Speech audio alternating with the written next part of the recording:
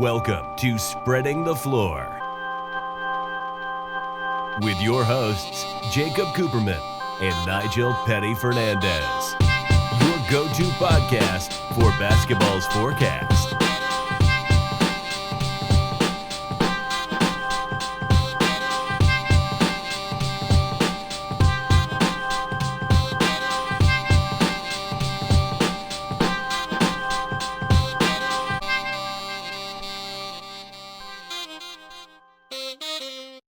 Spreading the Floor, episode 29. Welcome back to the show. I'm your host, Jacob Cooperman, as well as my co-host, Nigel Petty Fernandez. He always joins me here on this podcast. We always sit back, shoot the shit, talk about basketball. I'm quite literally sitting back right now on my couch. NBA poster behind me, but we're always here. And we're always ready to talk about basketball. And we seemingly always have a lot to talk about, right? This offseason has been kind of rewarding. I thought it would be a lot more, how do you say, like, I thought the news would be much more sparse than it actually was. Yeah, well, we were just assuming, going into the off season that it would be like a normal off season, but I guess we kind of got lucky that not only did we start the podcast around the same time as the longest NBA season of all time, but we also started the podcast a little while before the shortest off season of all time. Which really all the news it doesn't have much time to sit there. You get it and you move on and wait for the next bit. So it really actually works out because obviously we do this once a week, and news in itself, we'll have a light news week some weeks, but for most of the time, like you said, it comes flying in, it flies by. You got to be quick. It's good to keep you on your toes, but it's also good for us because, again, we have just so much to talk about. So much can sizzle out, as we'll talk about with LiAngelo Ball in a little bit. Stuff comes in, people come into the league, people leave the league. Certain teams are prevalent one week and the next they're gone. So it's been, like you said, it's been a good offseason for us, man.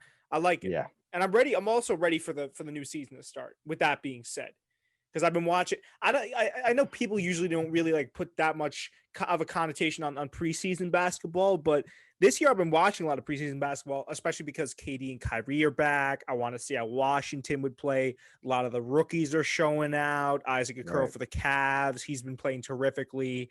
Who else? LaMelo handing out dimes. He had 0 points, but I think he was 11. He had like 11 rebounds, 5 assists, something like that. He was balling out. He did well. Yeah, I was trying to look up the stats for all of the rookies, but they didn't post. I don't think they post preseason stats like that. So I had to go off of memory. I know John Wall and Boogie came back. They balled out. I mean, I think all of the pieces that you want to be there to make it a competitive NBA this year are seemingly in the preseason. Now, you could go off of the preseason or you could not go off the preseason if you want, but it seems like all the pieces are there as of now to make it a fun, competitive, interesting NBA. Yeah. No, it was, I mean, that LaMelo dime was. Which one? So like, there's so many of them. The behind the back one. Oh my God. I watched that like 40 times. That was pretty sure he hit like 4 of those things. Yeah, no, I know which one you're talking about though. Yeah, he came in and did exactly what I expected him to do. I hope that we get more of that when the season actually starts. It is preseason, like you said. People don't really take preseason serious. Do you think that he's being more passive with his scoring ability? Because I didn't think he really, from the limited clips that I saw, I don't think he really. Because I have the NBA streams thing up on my computer, but I only have coverage of the Nets and the Knicks on my TV because I only have MSG, and Fox Sports will sometimes cover other teams, but for the most part, I can't get the teams like the Hornets or the Detroit Pistons or anything like that unless they're playing the Knicks, which thankfully they were. But I didn't see a lot of what LaMelo did. I saw highlights, but I feel like for the most part, he was kind of laying back. He wasn't really being too aggressive with scoring the ball. Which is totally fine because I think that's LaMelo's, right. This is the LaMelo we want to see, right? We want to see LaMelo handing out dimes, being more of like a court general, slowing the game down. Like, I feel like this is the prototypical LaMelo we've come to expect. Yeah, well, it is preseason. They only pat him out there for like 20 minutes. They probably told all their guys, go out there. It doesn't matter whether we win or lose. Go play basketball. Just practice what we've been doing in our practices. Gordon Hayward was looking good out there. Gordon Hayward was scoring the ball. Gordon Hayward was everywhere. So I feel like he was just going out there, no stress. Just feel like he throw out a couple dimes, wanted to show people like he is a point guard. He is going to take that role seriously. And he can't, as well as he can score the ball, he can also pass it. He showed Oh us yeah. that the other day. Oh yeah, and I also have to give you props, Nigel. You were right on two fronts. You were right about LiAngelo Ball, and you were right about these guys coming out of these leagues that are foreign to the NBA. Their skill set translating over very well, right? Because you had Denji Avdiva, he played Right. very well. He He played played well. technical. He played, he had a smooth touch to the ball, and LaMelo. It looked like I was watching short of the scoring NBL highlights again. So Yeah. to your credit, you called it. These guys are playing terrifically in the NBA. I didn't see much of a gap there. I was very happy with the way they played. I got to be Yeah. honest. I was happy with the way all of these rookies, played. I think this year, real quick, here's my hot take. I think this year will be the year for the rookies. I think it'll be the year for the bench. I think that a lot of these promising young guys are going to be coming off the bench. You think of teams like Atlanta where they have such a depth to them, right? A great bench, but other teams as well, man, with these rookies. I think it's going to really come down not only to the star players, because there are a lot of star players coming back, but I think it's also going to come down to which team has the best depth. Yeah. So Absolutely. yeah, I'm I can really get behind that. yeah, it was really fun to see, honestly. And I only got to watch a little bit of preseason NBA basketball, but from the clips I watched, man, they're banging, smanging, and maintaining out there, Yeah. Well, I just LiAngelo, like I said, I mean, respect for him to, I guess, making it to the NBA for a Yeah. couple weeks, but he's just not good enough to be on that court with those guys, and he can't keep the pace. He's just not that good. Did he Compared to his play? brothers. No. No, he didn't play. I don't think That's what I kind of don't think he confused played. me. It's like, I how are think you I think gonna? they waived him right before their first game. I believe so. I'm not 100% Was sure. he throwing up bricks in practice? Is that why they waived him?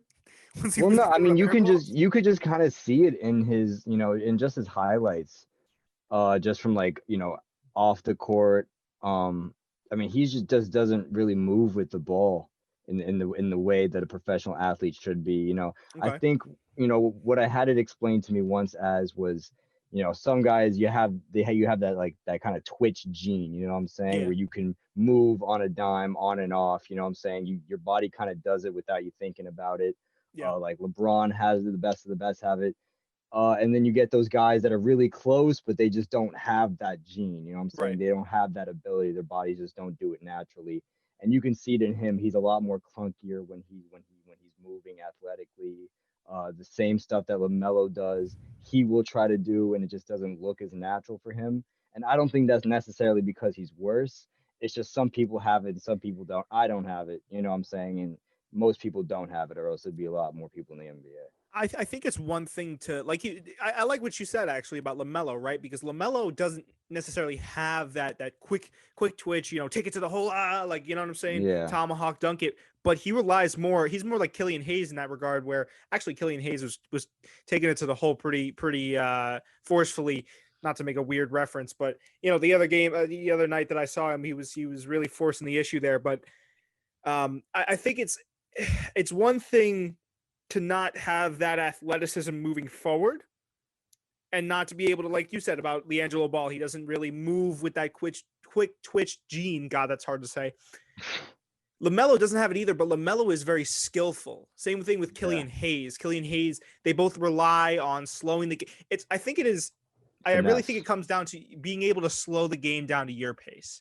Yeah, You know, absolutely. LaMelo has that. He's very calm, composed. Whereas a lot of guys without that quick twitch gene, they might try to force it. I don't think Yeah. that LiAngelo or Killian Hayes do that. That might be the difference for me. With LaMelo Ball might actually have some athleticism to him as well. I'm sure he does, to be able to have the crazy layup package that he does and make all those insane passes. But I think that's the main difference between the two. And it's a Well, shame, Oh, go ahead. My fault. no, you can go ahead. No, I was just gonna say it's a shame to not have at least seen LiAngelo Ball play, a quarter, a half, even 5 minutes of NBA basketball. Like I'm sure he would have wanted. Like I'm sure LeVar would have wanted. Obviously, they're grown ass men. We talked about it, but it's a shame. It's a shame to not have been able to see that for all three Ball brothers. I'm sure he'll. I mean, if you're if you're LiAngelo Ball after this, I'm sure you got to take this in stride and come back better at some point. I mean, I don't think this is necessarily going to be the last time that we see him try to make an NBA run. This might be the last time we see him in the NBA, but I don't think it'll be the last time we see him make an NBA run for sure. Yeah, well, it's going to come down to pride. Yeah. He does not need to go to the NBA. He's already rich. The family's already rich. They already have two people in the NBA. Not to mention all the media stuff they do and all the investments they have. LeVar Ball has his fingers in so many different things. He does not need to be in the NBA. If he'd made another NBA run, it would just purely because he wanted his name on that roster. But also, you got to think about it. Would they even have him out there Probably on not. the court? Are there not 12 people better than him on a team? The time that would have been for him to shine was probably preseason. If he had gotten any reps at all at the NBA level, it would have been in preseason. That's my whole thing. I at least would have wanted to see him come on the court at that point. But again, I'm not like a coach. I'm not a GM. Obviously, I just talk about basketball in front of a computer with a mic. So I don't know the ins and outs. As much as I'd like to think that I do talking about it, I don't know the ins and outs of NBA basketball. So he probably wasn't qualified. I'm just saying that's probably would have been where he would have gotten his reps. Yeah. Well, I just don't think he can. I just don't think he can do, the stuff that a person at that level should be able to do. And you got to think about it. There's 12 100%. Slots on a team. You got 5 starters that's going to play half the game, and then you got 5 bench players that's going to play the other half. And you got 2 people to sit there just in case someone gets injured. You know what I'm saying? Yeah.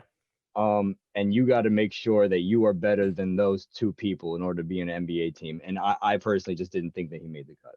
And that's why I made the prediction last time. I agree with you, Nige. I think you're 100% correct. I just think that I'm making the point that if at all he had even come close to being that competitive to where he could maybe shoot for a spot on the team, we probably would have seen him only exclusively during preseason, pending how he performed. And if he performed well there, maybe off the bench for like I don't know, 2 minutes garbage time game appearance in the regular season at the start of the season. I don't think we would have seen LiAngelo Ball that extensively in the NBA. Yeah. Maybe that's me being a cynicist, but I mean, I guess, listen, that might be me being a realist because again, he got cut, so I think on his best day, and this is going to sound mean, on his best day, he is a bench player in the G League on an average G League team, which is still saying a lot because to get to that point, you have to, I was going to say you'd have to be, can we call that slightly above college level? Maybe that is an NBA G League bench player a mid-level college player. Can we say that? I feel like that's a sort of kind of fair assessment. I don't know. The only difference is like we were talking about last time, is that in college you're playing against college players. You're playing against 18, 19, 20, 21, 22-year-olds. In the G League you are playing against grown men. So NBA guys. Right. So if you are in the G League or the NBA, it is assumed that you will be able to be athletic enough to compete against physically, like we're not talking about college players, you know what I'm saying? We're not talking about, students. We're talking about grown men who do this for a living and make their money off it and have been doing it for maybe a decade or more. You know what I'm saying? Or less. But, on any given team, you're talking about people who've been doing this their whole lives. So you're putting LiAngelo out there in a league where against people who do it better than him, have done it longer than him. You got to think that is that really where he's going to shine. I'd say that if he was in college playing against 18, 19-year-olds, yeah, he'd probably do all right. But I just don't think that he's good enough to go against that kind of competition. Like actual 6'10" people who are 7'2", you know what I'm saying? People who can move you. You know what I'm saying? Like these are men. These are grown men who can move you, Right. And can you play defense against that? Can you score against that? Probably not. They'll probably have a quicker first step, all that stuff. Yeah. Oh, I was going to say it then if you really think about it that way, if you frame it in that kind of way, it's like why really did he get an NBA contract at that point? You got to wonder then if he is at that, we're postulating here, right? If he is at that talent, that skill level, how did he get, is LeVar Ball's influence that wide standing that he can just conjure up even 1 year non-guaranteed NBA contracts for his kids? Like, I wonder. And another thing too, I mean, we saw him briefly at the college. I'm talking about very briefly because I don't know if you remember, Nige, he robbed a Gucci store in some foreign Yeah. country, and that was the end of him at UCLA. So we never really got to see him play at that level. But it makes you wonder really how he even got that opportunity to be at the next level. You know, Yeah. because he was bouncing around the G League, if I can remember correctly. Well, I mean, listen, one of his brothers was the second overall pick. The other one was the first overall pick. You just got, I mean, I'm sure some teams would just looked at him and be like, like there's potential running in his blood. You know what I'm saying? You think? Absolutely. That and the Pistons got signed by the Pistons, right? They're Yeah. probably thinking that if they weren't able to find someone to fill those slots, at least they'd have LiAngelo Ball, who knows, you know what I'm saying? Maybe he could break out. He's a high profile name. If people will just go to Pistons game because they see Ball, you know what I'm saying? That's And that's true. true. That's true. That's true. So what happened is they probably found people to fill those slots, and they were like, all right, well, we'll get them out of there. We have people that'll be able to fill in. Yeah, I don't know, man. Something tells me, the inclination tells me that it might have been one half of what you said is what, the pull that comes with a name like the Ball brothers. Yeah. I think that speaks volumes. And we always talk about it too here. The NBA is much more of a bachelorino league right now, right? Yeah. There's a lot of emphasis on the drama. It's what makes part of the league. Like, I'm sure that's what helps brand the players. Because you have Kyrie, we'll get to him later. He's a diva constantly in the media. You have KD, he's kind of been a diva turned into more of a humble fellow once he got to Brooklyn, and he's, all this stuff. You have LeBron James, the king, the Greek freak. That's part of, I'm sure that's what plays into it, right? Like, you have this league that's so personality centric, and you have guys that are scoring the ball at a high level and all this new talent, but it's also a league driven by personalities. So I'm sure absolutely. that played something into him getting a spot on Detroit, especially because Detroit was willing to offer J. Cole a roster spot. Let's not forget about that. Listen, Detroit's really just handing out roster spots left and right. I don't know, that just occurred to me. What is Detroit doing, man? I can't imagine that their ticket sales are through the roof, if we're being completely honest. You think Detroit's like, listen, we got to do something here to get more than 50 people in the stadium at once? I mean, I wouldn't go that far, but it's like, it's one of those places, because I went to an Orlando Magic game once against the Spurs, and I'll tell you what, there were more Spurs fans in that arena, in Orlando, than there were Magic fans. And I'm sure, I'm blessed. I'm a Knicks fan. Like, when I go to Madison Square Garden, I usually just see Knicks fans. Yeah, but I'm sure there's probably a bunch of players. I'm sure the Timberwolves, the Pistons, the Magic. A lot of these places just don't have very loyal fan bases. it's not a big market either, for basketball. No, it's not. Yeah. So that probably played into it, but no, I don't know. I also feel like if you're like you said, if you're Michael Jordan's son, you probably find yourself on an NBA team, even if you're not that good. Yeah. You know what I'm saying? So I could see that if they're probably like, look, you got two brothers going top 3 in the NBA draft, why not just see, like, anything could happen? You know what I'm saying? We'll give him a little contract, see, maybe he'll bust out. I could see Michael Jordan himself coming back into the NBA. He's like, fuck that, I'm lacing up, and just comes back into the NBA and plays for the Hornets. No, I see a bunch of videos of him like playing against like Tom Brady and stuff. Yeah, that's good stuff. I like watching the retired Michael Jordan play. And he's constantly telling people, look up Michael Jordan highlights, as if nobody knows who Michael Jordan is. Like, he'll score on someone, you better look up Michael Jordan highlights. Who hasn't seen Michael Jordan highlights? What are you talking about? Yeah. He's the most famous basketball player ever. Yeah.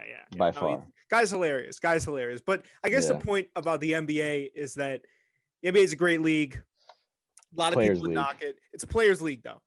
Exactly, Nigel. It's a players' league. It's a league that is centric to the players. And that's a good thing in some cases, and it's a bad thing. Because you have guys like, I guess, perfect segue. We talk about Harden. Yeah. You have guys like Harden getting away with murder.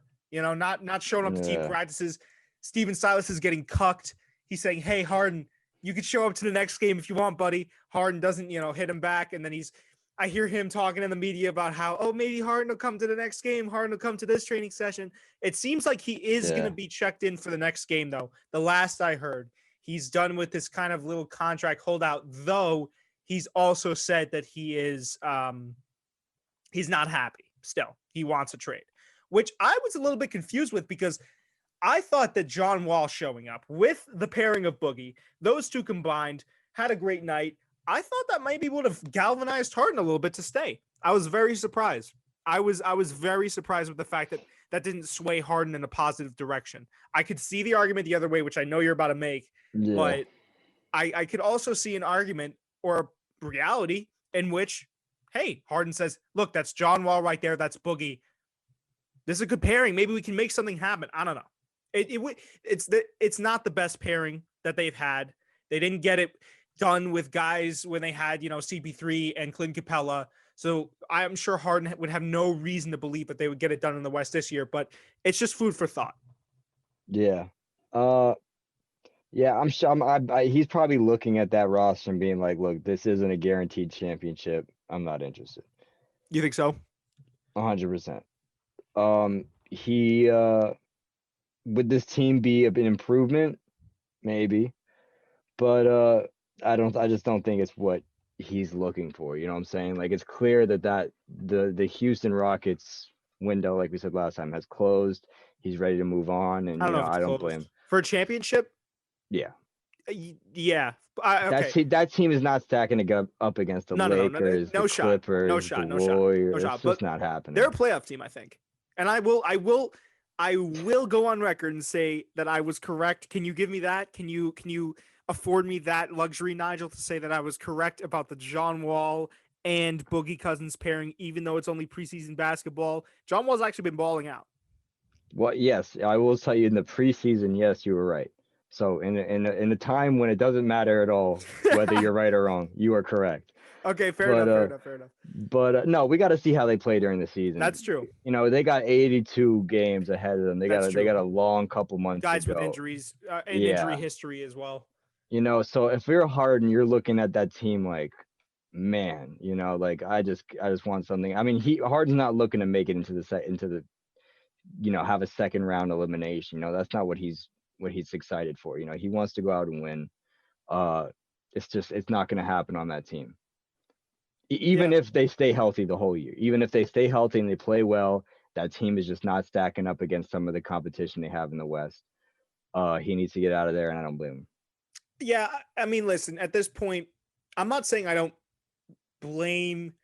I do kind of actually blame Harden for his behavior. I think the way he handled it is obviously pretty bad. It's pretty in bad taste.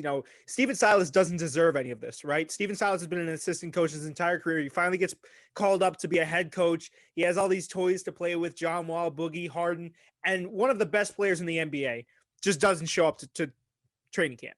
Now, that's not to say that they don't have a solid team around him, but still, though, you want a guy like Harden to show up.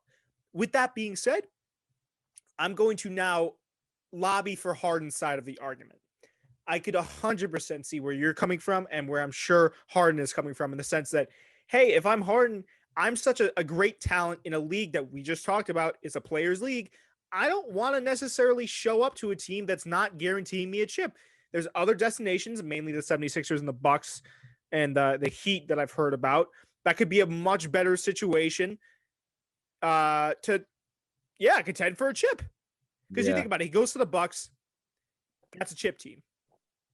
My personal opinion, that's a chip team for sure. That's finals bound, yeah. Yeah, and I think Giannis would also take a cut. I think Giannis is a team player type of guy, to where he'd probably take a cut and he wouldn't go for the max so that he could afford Harden. I think Giannis wants a championship at any, you know what I'm saying, at any cost. Absolutely. I think Giannis would be 100% on board with that. If he goes to the Heat, I don't know about chip team, but definitely a deep playoff run team. Ceiling, I could see a finals appearance on the Heat. Yeah. I personally hope he goes to the Heat. I want to see him on the Heat. James Harden on the Heat is a vibe. Yeah. James Harden on the Heat That'd be survive. sick. Yeah. With the Vice jerseys, hell yeah. Oh my God, the beard with the Yeah. Vice jersey on. No, I'm not gonna lie. That's sick. I hope, yeah. I'm rooting for Miami. And especially because of what Miami did last season, I think, right? Like Yeah. Miami deserves Harden, I think. Yeah, absolutely. With I agree. they played like champs last year. And then you got the 76ers, which there's been a lot of talks about potentially trading away either Ben Simmons or can't even the big man. Oh my goodness, I can't believe I'm blanking on his Joel name. Embiid. Joel Embiid. There you go. The big man Joel Embiid. So either one of them would be packaged away. That's a playoff team. That's not a chip team. If they trade away those two, which again, the 76ers are in a special type of cap hell. They get rid of some of the depth and they get Harden on there. They somehow figure out a way to manufacture a team in which Harden, Ben Simmons, and Joel Embiid are all on the same team. That's a chip team. If one of the other two goes and it's just Harden in one, I don't know. That's my take. I think if you had a Harden and Joel Embiid, I think that'd be a pretty good contender. Would you see them contenders? I see them going to the finals. Yeah. You see them being contenders? If it was hell yeah. If it was Harden and Embiid, yeah. Yeah. Harden and Ben Simmons, no, I don't think that. No, so Harden and Embiid, yeah. Yeah, I definitely think it would be more possible with Harden and Embiid. Harden and Embiid, because Embiid is such a versatile big. Ben Simmons' game, while he's great on defense and he's a great slasher, he's very athletic, he's oversized. He has somewhat of a one-dimensional game, right? Like in terms of everyone on that team, Joel Embiid is the much more well-rounded player. Yeah, absolutely. Except for his work ethic. Yeah, no, that's true. That you are correct about that. Coming into camp, I'm sure overweight. He's basically the Eden Hazard of the NBA. For all my soccer fans that listen to the podcast, Brendan's gonna know what the fuck I'm talking about, and he's gonna be laughing right now as he listens to this. Belgian soccer player that always comes in overweight to international camp. But yes, I think wherever Harden goes, he'll grace that team, and he knows that. He knows that, and that's why he's been so cavalier with this. I just wish he would have handled it in another way. More maturely, yeah. Yeah, because it's like, again, it's a players' league, but I can't help but feel bad for Steven Silas. Like if you're Harden, you gotta realize that Steven Silas is new to the job. I'm sure he's been thrust into this position. I'm sure it's uncomfortable for him. I mean, that's just me. I'm a very considerate person. And I know I'm not balling out in the highest level. So when you're doing that, you don't necessarily need to be considerate. But for me, I just wish Harden would have handled it a little bit differently. Well, yeah, he should have been a little bit more mature about it. This probably takes his trade value down, just that much more. Well, yeah. Not that he needs more trade value. I mean, any team that he goes to is a playoff team, pretty much. Yeah. Even the Knicks, probably. If I'd say so myself, I'd say. I can see that with Obi Toppin and the guys that got around. Yeah. If Harden wins to the Knicks, they'd make the playoffs. But we got to talk about Obi Toppin in a second too. I want to get But sorry, continue with Harden. My fault.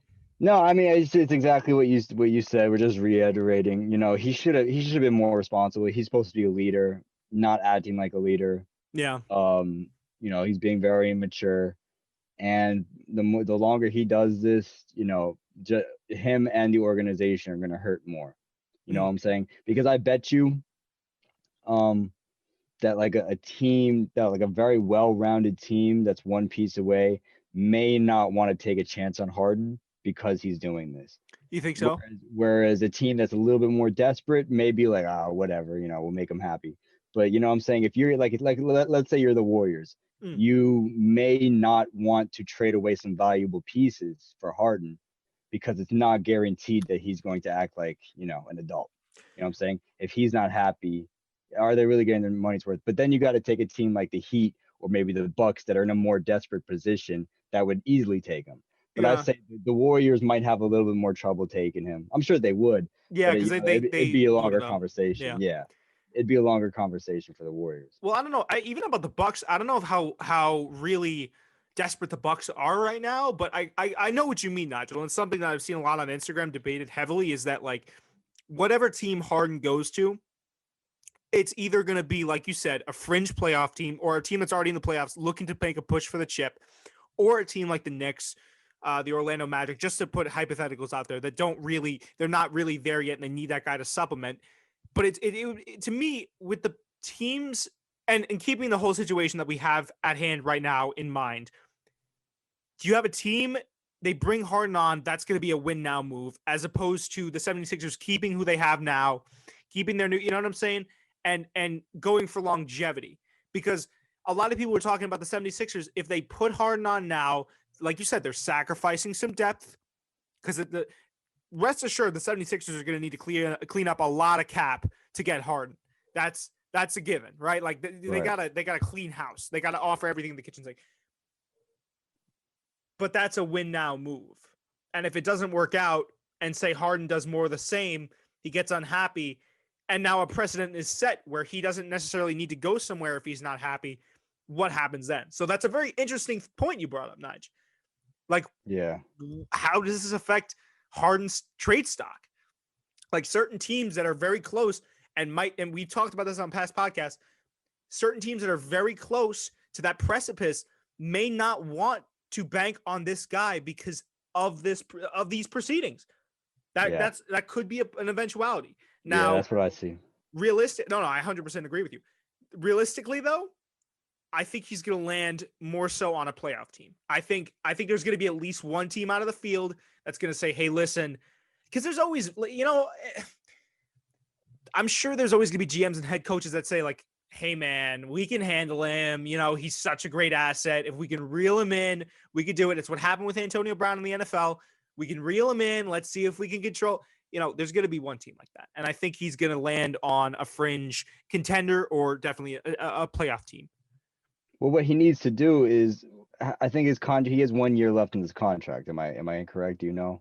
I'll check this right now for you, but go ahead. Okay. What he needs to do is he needs to play out the rest of his contract in Houston so that whatever team he goes to doesn't have to trade for him. You know what I'm saying? Because any team that he goes to is going to have to offer up an arm and a leg. And that's not what he wants if he wants to make the finals. He needs to be an addition to an already great team. You know what I'm saying? Like, let's say he goes to the Bucks. They're going to ask for Giannis in return. Let's say he goes to the Warriors. They're going to ask for Steph Curry in return. Right. Yeah. Wherever he goes, they're going to, he has doesn't that type want of that. pull. Yeah. So he needs to finish out the contract and then just go sign with another team. Do you know when his contract ends? 2023. So he becomes an unrestricted free agent in 2023. So he has a couple more. He had 2 more years, yes. Which realistically for Harden, I mean, because you said it best, Nigel, their playoff window is pretty much out not playoff window, but chip window is pretty much out their chip window is out the window. Their final, I don't really see them making the finals. They didn't really make it in the first place, and they haven't gotten better. So yeah, and the competition hasn't gotten steeper. But you're right. In the same way that they would need to get rid of a lot of depth, I think a lot of teams wouldn't be willing to trade for Harden if it meant getting rid of some of their already established star players. Yeah. Golden State, Steph Curry. I'm not getting rid of Steph Curry for Harden. I might get rid of Clay for Harden. I don't know. But that's another thing. It's like you got to take into account the system that they have already set up, the chemistry, right? Yeah. There's so much other stuff to factor in. And we know Harden's a ball dominant guard. He tends to get into fights sometimes. He's a passionate guy. It's going to happen. That comes with the game. So, I'm just interested to see where he ends up, man. He's going to play next game for the Rockets. Maybe this game has some sort of bearing on where he goes. That's true. Maybe we don't know, but I'd say my best guess now, we could give our picks for where we think he goes. I think Harden goes to South Beach. Yeah, I was gonna say I'd love to see him there. I don't think they have enough to offer in exchange for him. I don't think they have enough trade. They do. If they got rid of Tyler Hero, they would. That was the whole thing, is that they want to get rid of, which is like, oh man, damn, like damn, but it's Harden. So, either team would be blessed to have either player. Yeah, but Tyler Hero is not. They'd have to get rid of a lot more than just Tyler Hero. They'd be giving away their future. They'd be giving up Tyler Hero, first round picks, couple bench players. Well, then you got to think what's up with the Bucks then, because then that was his other destination. We could talk about the 76ers too, but what would the Bucks have to give up for that? What, like Chris Middleton? Who? I'm thinking of like really, star players. They have a very solid unit too. Yeah, they do. I don't know, man. I feel like he has a better chance of going to the Heat than the Bucks, to be honest. Yeah, that's what I was thinking too, right? Like the Bucks Because have a more the cohesive unit. the Heat are younger, Yeah. which means they're worth more. Tyler Hero is probably worth more than Chris Middleton right now. Well, no, I wouldn't go that far. What'd you say? Wait. Say that I again? said that Tyler Hero might be worth a little bit more than Chris Middleton just because he's younger. With time, yes. Yeah. So I see him going to the Heat. I hope he goes to the Heat. And I hope they don't have to trade away their future. You copping a Harden Vice jersey? I might have to. You I might have to. If I cop any Vice jersey, it might have to be Jimmy or Hero though. Dude, Jimmy's a Jimmy Vice jersey. Yeah, I'd rather get that than a Harden jersey. Yeah, but also the Hero jersey is so sick too. Something about Hero's name on the back of a Vice jersey just slaps, bro. Yeah, I can't. It's too much. You're like, you got to get it, bro. He was on a song with Jack Harlow, bro. Yeah, I know. That's what I was thinking. I was like, he has the song. He wasn't even on that song. He was just mentioned once. He was just. I think he was in the music video too. I guess so. He might have been in the music video. Let me see. Let me see. No Limit Hero, or Hero, or whatever I think it's Hero. Tyler Hero. Let me see Tyler Hero get a feature on Jack Harlow or like some other rapper like DaBaby. Bro, Tyler. I mean, like Tyler Hero is just a sick name. I don't know how every podcast we have, we end up just going and like just like loving on Tyler Hero. Like he's just so lovable. Like I wish he just pinch his cheeks. Dude, I was talking to some girls the other day and I was telling them about the podcast and we were watching. It wasn't the other day. It was quite a while back. I don't know why I said the other day. We were watching. It was some game. I think it might have been game 1 or game 2 of the NBA Finals. And they said, "Who's that cute white boy over there?" And I said, "That's Tyler Hero." And he goes, and I go, "I'll get him on the podcast." They're like, "Can you put in a good word if you get him on the podcast?" I was like, "I got you." So we should be like, "Yeah, he's coming on next." Actually, he's coming on next, bro. Yeah, we gotta get him on the podcast. That'd be legendary. That'd be. I could see a Hero for Harden trade though. I could see that. I could definitely see that. Unfortunately, like I love Hero, but it's Harden. There's not really any debate there for me in my mind. Unfortunately. Yeah. Yeah, well, I don't know. We got to see. It comes back to the I don't mean to harp on this too much. It comes back to the argument of time over win now. Harden would be the win now, and Hero, if he keeps playing the way he's playing, would be the time. That would be progression for the team. Yeah. Well, you also got to think, would Harden mend well with Jimmy Butler? No, I don't think so. Probably not. They're both two pretty alpha personalities. And I feel like Jimmy Butler wouldn't be afraid to tell Harden if he was being you know what I'm saying? I feel like Jimmy Butler only makes people around him better, though. That's true, too. So, I'd love to see them play together. I could also see a universe in which Jimmy Butler was traded for James Harden. That might be Jimmy Butler would fit well on that team, on the Rockets team too. I'd be so heartbroken for Jimmy Butler though. Yeah, I know. Because he finally found his stride in Miami. He was doing things. He poured his heart out for them. Yeah. And then boom. But again, we'll have to see. But my best guess is probably South Beach for Harden if he goes anywhere. If not, I'd like to see him there too. I'd really enjoy that. Can we talk about the Kyrie comments, the fine, calling the media pawns, walking it back? Listen. Before you say anything, I'm going to be nicer to Kyrie this episode. Why? I'm going to be... Why? I don't know, man. What if Kyrie's actually a really solid guy and we're just ripping him a new ass every single episode? He's acting like a fucking asshole. It doesn't matter what he's actually. We're judging him as NBA fans. This is what we see of him, and it hasn't been very good recently. That's true. I don't know, man. Like I came into this episode. Overall, I'm trying to be a more positive person in the media, but I figured I'd come at this. I'd attack this with a more holistic view in mind, right?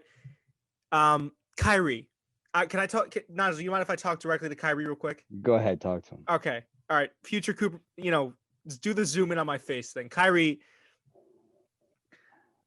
why do you do what you do, right? Like if the media, it can't be the media taking what you say out of context if exactly what you say is what the media interprets it as, right? You come out on your podcast or you come out on KD's podcast, you don't, you hurt LeBron. I don't even know how you managed to hurt LeBron's feelings. Like, how the fuck do you do that? How do you Who do that? does that? Who hurts LeBron's feelings? Okay, I'm done talking to Kyrie. Yeah, Go ahead. Open it back up. No, good point, Nigel. How do you even do that? How do you hurt arguably one of the GOAT's feelings and then come out and say it wasn't like that, or if I had anything to say, I'd say it to him? Clearly, it meant him. And then you come out, you call the media pawns. After you get fined $25K, you say, hey, I hope this goes towards marginalized communities, which again is, if I don't know if he meant it. If he had meant it, yeah, sure. Like that money could be going towards marginalized communities. Like, sure, if you want to put money, or put your own money towards marginalized communities. What, like, I just don't understand the disconnect that Kyrie, I think what it is with Kyrie is that, and I'm done talking to Kyrie, by the way, Nigel. You don't have to. I think what it is with Kyrie is that he wants to be so more of a profound thinker than he actually is. He has this embedded version of himself in his head that he's built up over the years. I think it started when people were likening LeBron to his father. I think it's a defense mechanism. I think he has this preconceived notion about himself. And it's just been, like I said, compounded over time. It keeps building and building and building and building and building. And now he just views himself. He's not in reality. The Kyrie we're seeing is not the Kyrie of old. The Kyrie on the Cavs that you and I loved. Yeah. Right? This is a new Kyrie. This is a much more self-involved Kyrie, a much more selfish Kyrie, a much more what's the word I'm looking for here? Help me out, Nigel. A much more egotistical. I love you. Yeah. Egotistical Kyrie. I mean, I understand what you're trying to say. It's just I kind of feel bad for it. Like, what if we're trying to figure it out. So I think that he's just having his mid-career crisis. He's 10 years in the league. That's what I'm saying, man. Like, what if this is like just about? You know what I'm saying? Like, he knows that he's not a young, he's not a, no pun intended. He's no young buck. I was about to say, yeah, you know what I'm saying? He knows that whatever team he goes to is getting an injury-prone player. He needs some kind of outlet. You know what I'm saying? He needs something going for him, something to keep his name, upheld. It's just I think he figures that his best days are behind him, and I don't necessarily disagree with that. So he's kind of like enlightened now, you know what I'm saying? He's found something better, something to take his mind off that, you know what I'm saying? If you wanted, if he made the comments, he hopes that $25,000 goes to marginalized communities. Why doesn't he talk to the media? That's what I'm saying. And then when he doesn't get fined, take the money that he would be fined and then give it to marginalized communities. It's like that's what I was trying to say earlier. I just couldn't really put it into words. Nigel, you put it perfectly. He wants to be woke, but he's not even really woke on the right issues. Like, he's not going about it the right way. That's what I'm thinking. That's why I wanted to come in and be a little bit more nice to Kyrie, because I think his heart's maybe in the right place. I think he's just making an ass out of himself.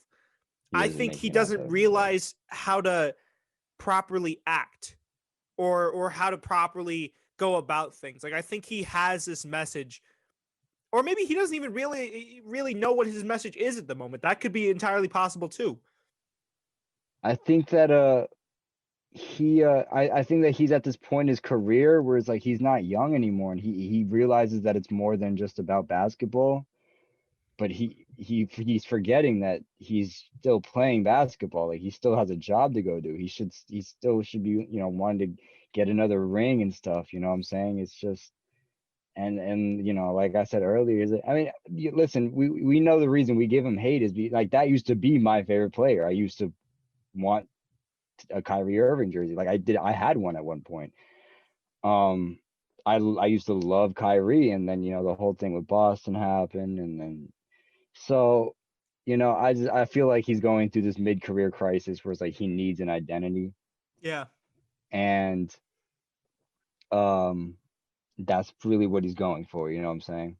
It's just a shame, man. Like I'm more into now with, and again, like I get off of work from UPS and I'm just driving home and I hear Stephen A. Smith talking about him, going on rants, and the more I think about it and the more I postulate on it, I just think that Kyrie, like you said, he needs an identity, and I think he's going about it the wrong way. So I'm trying to be more thoughtful and respectful because again, we don't also know the guy. You know, Yeah. we can sit here all we want and talk and da da da and postulate, but we don't know the guy for who he is. Um, I think rather than just go on the attack, I think he just needs to play, man. I think he needs to return to playing. I think, you know what it is? I think that shoulder injury was the worst thing that could have happened to Kyrie Irving.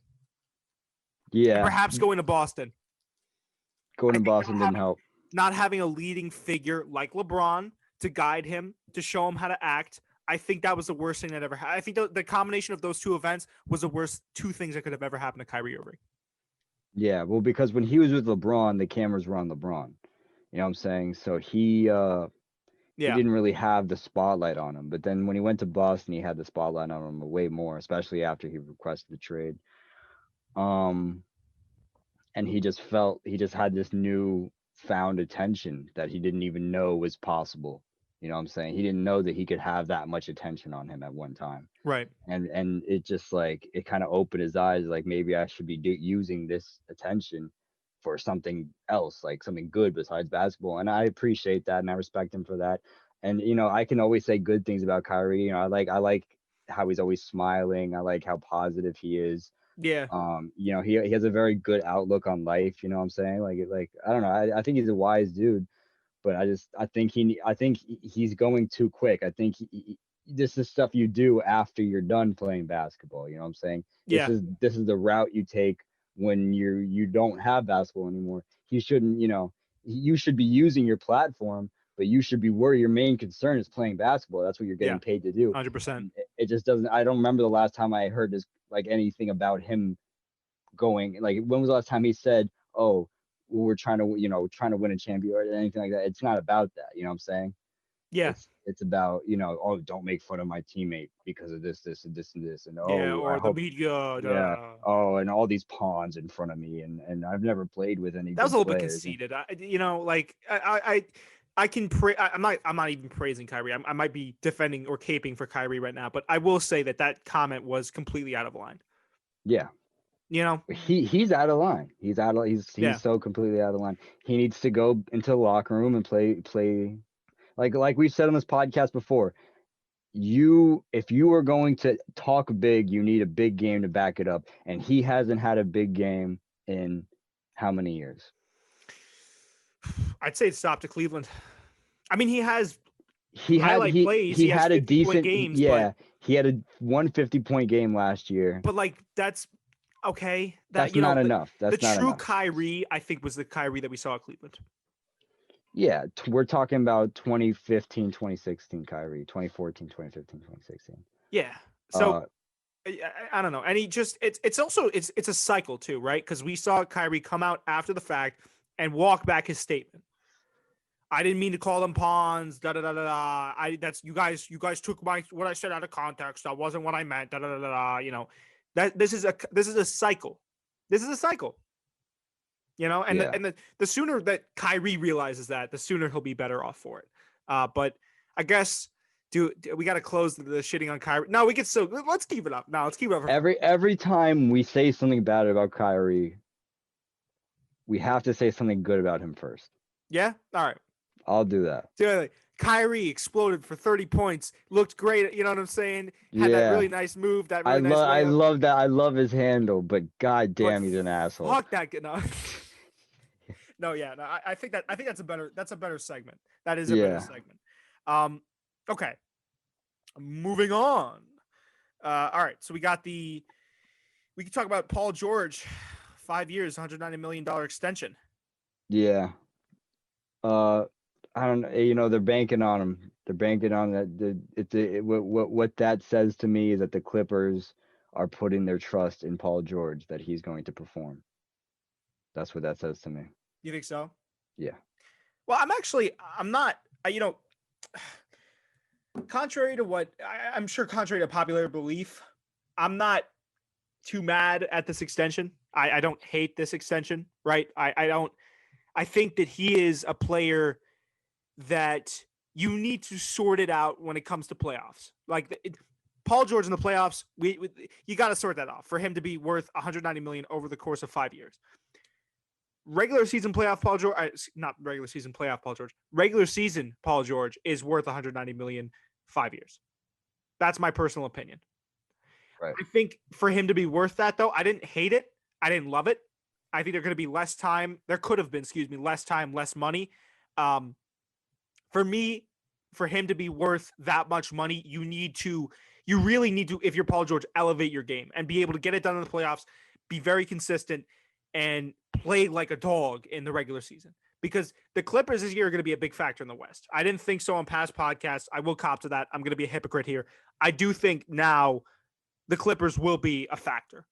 Yeah. So if you're Paul George and the Clippers are putting this $190 million tag in front of you and saying, hey, man, you need to play up to this, you gotta be in the gym. No more pointing fingers, as we saw him do on all the Smoke podcast with Doc Rivers, pointing fingers, putting the blame on everyone else. No. Paul George, you need to get better, right? If you're Paul George, again, play up to your price tag.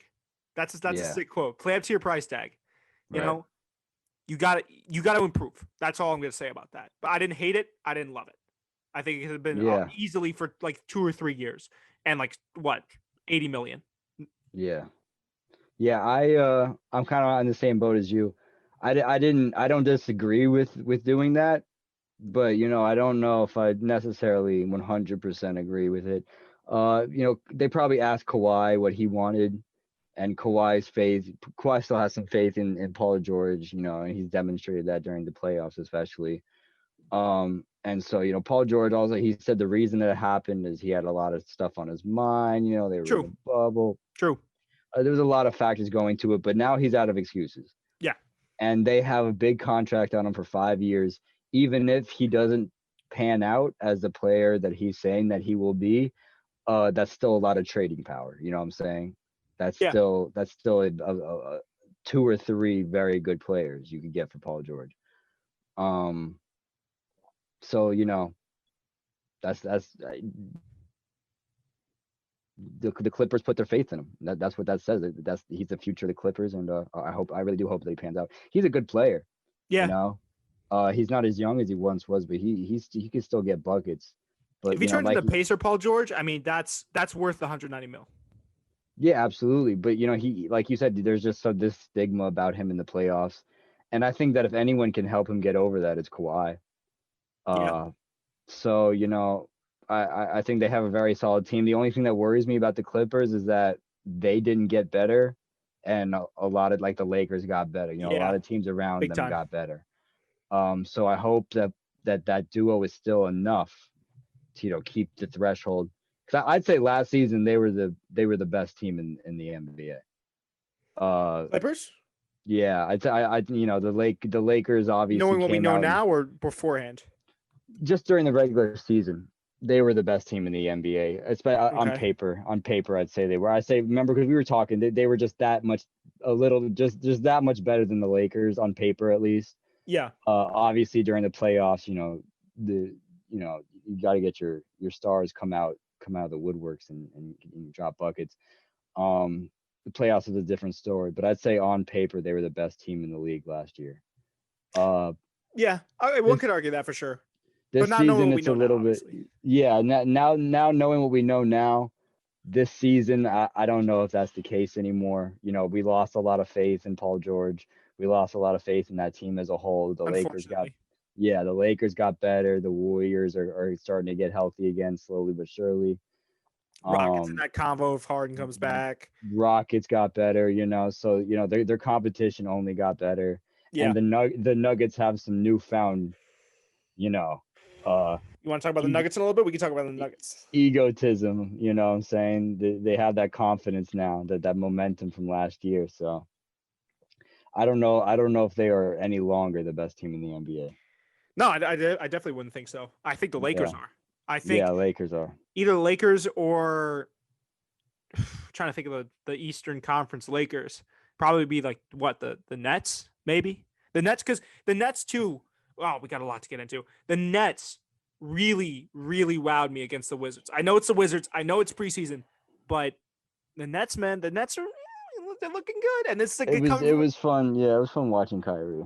I'm just saying. I think there's a lot, like to your point, Nige. There's a lot more competition now. There's a lot more comp Yeah. that these Clipper guys are gonna have to worry about now in the NBA. Everyone's got either a bench, a group of star players, or a unit of solid role players and one star, and everyone's gunning for that top spot. Yeah. Nobody's sitting there anymore being like, "Hey, maybe the Knicks." I don't know. Yeah, we'll talk. I still have to get your impression on the Knicks though, because they did play a little bit of preseason ball, and Obi Toppin in particular. Yeah. But yeah, man, like everyone, I feel like has their own it factor. Could be wrong. Yeah. Save a few teams maybe that I'm not thinking about at the moment. I think last year was very competitive. It was very spread out. Like the good players were spread thin. I think this year is just that much more competitive. I think the teams are just that much more closer to each other. Like Yeah. The Hawks are good. The Hornets have some cool players on their team now. You know, the Hornets are Hornets playing just well. fun to watch, man. The Nets are healthy, Yeah. hopefully for the whole year. You know, John Wall's back, Boogie Cousins is back. The Lakers got better, you know. So last year, like we said, was the most competitive year in the NBA. I think this year is actually shaping up to be even more competitive. I think the Yeah. teams are better. The Yeah. teams are better. So Especially because of the East, man. Like the East expanded. The East yeah, exploded. yep, You know? definitely. I'm definitely hyped. It's good. The East is way more fun and it's way more competitive. And those two go hand in hand, you know? Right. So, all right. What else we got here? We could talk about Bradley Beal joining Jordan. He signed with Jordan. Yeah. I mean, it's a quick segment, but congrats. He definitely Yeah. deserves it. Guy that got snubbed from the All-Star game last year. Definitely played like a champ and is still playing like a champ. I feel like I say that about a lot of people, but Bradley Beal, man, congrats on joining Jordan. Obviously, I feel like in basketball, that Nike and Adidas, maybe Puma's making a run at it now, but that Jordan is probably the most prestigious sponsor you can join in the NBA, right? That might be a little bit of a hot take because I know Nike's in that situation. I know that Adidas is in that conversation, but Jordan, to me, is neck and neck with Nike at like the top of the pile. That is an interesting take. I don't know. Okay, so who's your top of the who takes the cake? Who takes the cake Nike. for Nike? Yeah. Nike easily. Yeah. Nike. Well, also Nike, that's Jordan is like a subsidiary of Nike, so yeah, we're really they're the same company. The money's going to the same people. But no, I feel like you want to be signed to Nike, and if you can't get signed to Nike, you get signed to Adidas. Well, no, I don't know that. I think Adidas making a run at a lot of players. Like Great they got Young, Harden. Harden and all that. But I think Nike is really where the royalty is Mount Olympus. The Fat basketball. Cats, yeah. You know what? Yeah. I was speaking foolishness there because then I just realized that LeBron has Giannis. I mean, Nike, excuse me, has Giannis, LeBron. They had Kobe. Yeah. Yeah. Yeah. I think Jordan slips in there every, and tries to get some easy stealers. Bradley Beal's the guy for Jordan, right? Yeah. I couldn't think of a better guy to go to Jordan. Yeah, I think Bradley Beal's a good fit for Jordan. I'm glad that he needs some better recognition, definitely. For sure. And it's about time. So that's what I'm saying. A guy that doesn't get quite the shine that he might deserve. Averaged 30 points per game last year, snubbed from the All-Star game. A guy that could get a lot more. Did he really average 30? Yeah. Something in that range. I know it's his ceiling is 30. Are you looking it up? Yeah. Yeah, his ceiling I'm pretty sure was 30. Because that's why everyone was so outraged that he didn't make the cut. Yeah, he's good. He's really good, yeah. Yeah, wow. 2019 he averaged 30.5 points per game. Yeah, so he's the real deal, but he didn't get the shine that he deserved. And No, Jordan definitely. is kind of like the Bradley Beal of NBA sponsorships. No, I'm Yeah. kidding. No. Maybe. No, maybe. Maybe Yeah. though. But yeah, who knows? Because say he starts getting the recognition he does deserve, and then there you go. There's sneaker sales right there. It's a good pickup for Jordan. I That's support what it. I'm saying. It could be the perfect fit. You know, Yeah. two parties that Yeah. could benefit from each other. Absolutely. Okay, can we talk real quick too about? I want to get because you're obviously a New York Knicks fan. Anyone that's been listening to the podcast for this long knows that. How do you feel about Obi Toppin, man? Let me know because he's got some freak athleticism, man. I don't know if you saw the dunk that he had where he kind of Yeah. just lifted himself off the ground and just and like he put it into the. I was like, wow. Like Yeah. I remember seeing this kid's college highlights, and then once you get to the NBA, it's almost like you get to see it in a different light. And I was like, this kid's the real deal. Yeah. This kid's something special. He was looking good out there. He was looking young. He was looking athletic. He was moving the ball. He was doing a lot of off-ball movement. He was passing. He was, he was playing very high IQ basketball. That's 100%. what I noticed about him. That's what I was happy about. I think him and Mitchell Robinson are going to make an excellent pair. I'm still disappointed in RJ Barrett, but that's a topic for another time. I think that him and Mitchell Robinson are very, very, very bright spots on the Knicks roster. Well, I wonder, especially with drafting Obi Toppin, if the Knicks are now going to go into a bully ball mode, could you kind of see that, Nige? Because the Lakers did it last year to a lot of success because they won the chip, right? They had obviously a great guard rotation that showed out at the end, but for the most part, it was bully ball. The Knicks kind of did that last year, less successfully so than the Lakers did. But the point is that they did it, they tried it, and this might be doubling down on that. It might be the opposite of the Rockets, and I don't hate it. No. You just need guys. I mean, I know Obi Toppin can shoot the ball. He's got athleticism. Mitchell Robinson, he's been working on his shot around the arc. He's a dynamic big. He's great from the perimeter, blocking and hopefully shooting soon. But those are two guys that you want on your team if you're a young team like the Knicks. Yeah, I mean, they need a leader. I think that's what they're missing right now. That's what they need. Yeah. Missing among other things, they also need a point guard, um, and a decent owner. But besides all that stuff, they need a leader. They need someone to take them up to the next level. But I feel like the pieces are really starting to come together. And Obi Toppin was kind of the icing on top of that, on top of the cake. Now On they top just need, yeah. Now they just need someone to bring him up. But I think Obi Toppin is a great pickup. I think we've only seen him play once, and I'm excited. So, I mean, also talk about point guards, Miles Powell. I really think the Knicks this year had a great draft. Not a great draft, but like compared to other Knicks drafts, not half bad. Not half bad. Well, they finally, I think around 2017, after they got rid of Carmelo, they started coming to their senses a little bit because they just made a lot of bad trades in a row. And yeah, they were trying to hold on to Carmelo for a while there. They were trying to hold on to that win now thing, and they were just getting worse and worse as Carmelo was getting worse. But you know what? They were like, listen, we're not gonna go after these win now players. We're gonna get rid of everyone and really just restart from the bottom, and they did. And now we're going into the 2021 season, and we see all those years of scraping the bottom, trying to pick up the best that you can. We see it starting to really take shape. We don't really see success yet, but we're starting to see what they were going for.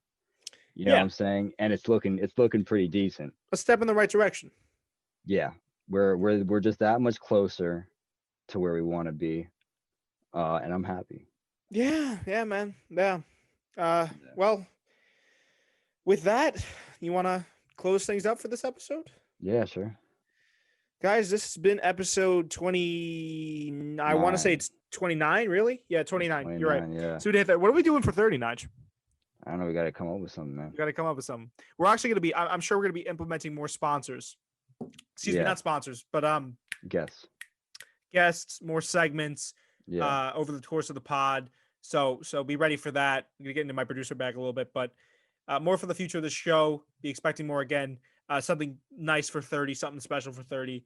Because we've been doing this for 30, but that's wild. Yeah. That's crazy to think. That's a lot of time. It doesn't sound like a lot, but that's 30 weeks, Well, that's also there took a were break. semesters off. There were certain weeks where we didn't record. And yeah, no, it doesn't sound like a lot if you're just listening, or hopefully you're binging our episodes. If you're listening, it doesn't sound like a lot, but like you said, Nigel, it's been 30 Each episode is like an hour to an hour and a half. I mean, that's over a day's worth of, that's like a day's and a half worth of spreading the floor. Yeah, dude. We topped off at an hour 30. Yeah. That's our longest episode. That was when we were kind of just shooting the shit. That was fun. We got to do more of those too. Yeah, I agree. So I'll get into my producer bag. We'll be making more fun stuff for you guys. Maybe go live next episode. Who knows? Yeah, that could be fun. You want to do that? So we'll figure something out with that. We'll figure it out. But till next time, guys, I've been your host, Jacob Cooperman. I'm Nigel Petty Fernandez. And he's Nigel Petty Fernandez, Nostradamus Nigel. Nostradamus Nigel is one for was it 1 for 0 on the picks? We're going on the season, so I'll take that LiAngelo Ball W. LiAngelo Ball, I'll give you the dub, and then all-knowing Coop. Or I gotta cook up something. I gotta cook up a nickname for myself, but I'll tally up. Cook up Coop. Cook up Coop. Cook out Coop. Cook out Coop. Cook up Coop. To keep things appropriate, cook up Coop. I'll tag myself up a W for now. Can we call it a W for the John Wall and Boogie thing? We'll put a W as a placeholder. We'll put a, it's not 100%. We gotta see how it goes, but we'll put you there for now. It's looking good. We'll give you the advance. So. Okay. All right, guys. That has been the episode for today. Stay tuned for the next episode. Bye-bye.